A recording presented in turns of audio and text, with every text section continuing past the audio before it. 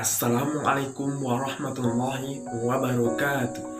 Perkenalkan, nama saya Al-Fajri dari UIN Muhammad Yunus Batu Sangkar, Fakultas Tarbiyah dan Ilmu Keguruan, Program Studi Bimbingan dan Konseling Semester 2. Pada kesempatan kali ini, saya akan memenuhi tugas akhir dari mata kuliah Sejarah Peradaban Islam di bawah bimbingan dosen pengampu Ibu Yenti Mulia Roza SSMA.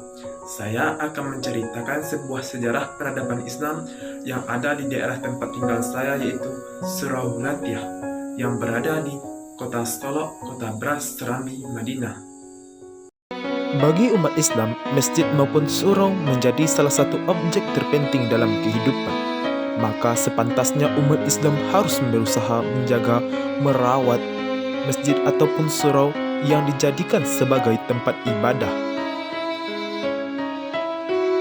Surau Latiah merupakan salah satu surau tertua yang sangat bersejarah yang berada pada Kecamatan Lubuk Sekarah, Kota Solok, Sumatera Barat.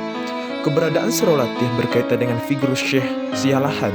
Syekh Sialahan adalah salah seorang ulama Minangkabau yang berdakwah di daerah Solok dan sekitarnya.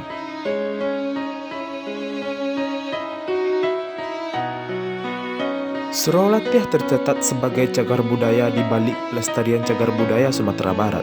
Secara umum, Surau Latiah terlihat seperti biasa yang memiliki luas bangunan 2 kali 12 meter di atas lahan lebih kurang 25 kali 24 meter. Surau tersebut dibuat dengan model arsitektur rumah adat Minangkabau, yaitu rumah gadang, sehingga surau ini memiliki 2 buah gonjong.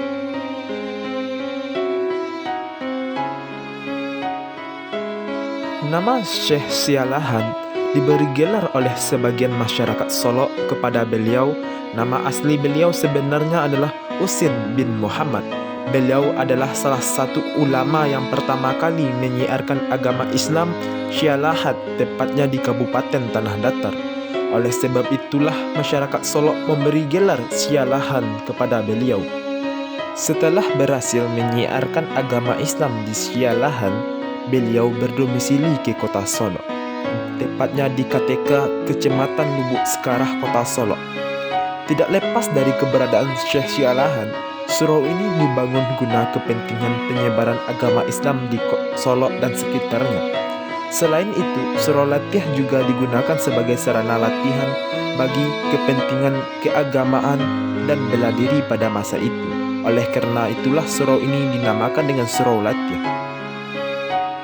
Beberapa tahun setelah mendirikan surau tersebut, Allah Subhanahu wa Ta'ala memanggil beliau untuk menghadapi kehadiratnya, yaitu tepat pada tanggal 26 Oktober 1917. Semasa hidup beliau, Syekh Sialahan pernah belajar kepada beberapa guru. Terakhir, beliau berguru kepada Syekh Aminullah, cucu dari Syekh Supaya. Namun, saat berdakwah di Solok, beliau mendapatkan hambatan dari kakaknya sendiri, seorang pemangku adat yang bergelar Datuk Bandaro dengan jabatan sebagai Angku Lareh Batuah. Hal ini membuat kakaknya cenderung berpihak kepada Belanda. Pada awal berdirinya Surau Latiah hanya berdinding yang dianyam dengan ijo. Setelah Syekh Sialahan meninggal, dinding bangunan diberi plaster dengan semen. Pada bagian lantai dan loteng telah diganti dengan material baru. Pada bagian tiang yang menopang di dalam surau yang asli sudah dilapisi dengan papan guna memperkuat dan mencegah terhadap rayap. Bagi Syekh Sialahan, selain Al-Quran yang dijadikan pedoman untuk mengaji dan ilmu, beliau juga mewariskan surau untuk diurus dan dikelola oleh cucunya, cucu Syekh Sialahan, yaitu Sultan bin Ragen yang diberi gelar Katiak Bandaro. Surau Latiah dulunya digunakan sebagai tempat ibadah untuk menuntut ilmu dan kegiatan suluk. Suluk merupakan ajaran tasawuf dalam ajaran Islam yang artinya jalan atau cara untuk mendekatkan diri kepada Allah Subhanahu wa Ta'ala. Tidak semua surau bisa menjadi tempat suluk karena keterbatasan ulama yang membimbing suluk tersebut. Para peserta suluk di Surau Latiah berasal dari berbagai daerah seperti Tanah Datar, Padang Panjang, Sejunjung, dan lain-lain. Namun, tradisi suluk ini di surau tersebut sudah tidak terjalani lagi, terakhir terjalan pada tahun 2003 yang lalu. Di surau ini terdapat manuskrip yang berupa naskah bahasa Arab gundul peninggalan dari Syekh Sialahan. Ketika ditemui oleh Dinas Perpustakaan dan Kearsipan Kota Solok pada tahun 2018 silam, kondisinya sudah bercerai-berai dan dibungkus dengan kertas koran. Demikianlah peninggalan sejarah Surau Latiah dan Syekh Sialahan. Semoga bermanfaat. Wassalamualaikum warahmatullahi wabarakatuh.